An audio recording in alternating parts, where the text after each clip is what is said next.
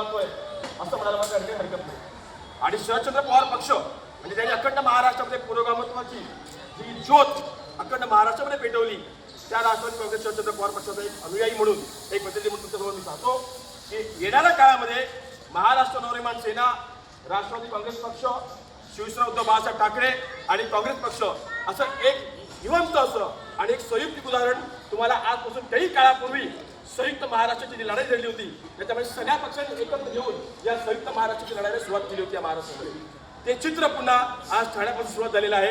ठाण्यामध्ये सगळ्या पक्षाचे पदाधिकारी एकत्रितपणे संयुक्त महाराष्ट्राची ती चळवळ पुन्हा जिवंत करतायत असं मला त्याने विश्वास वाटतं.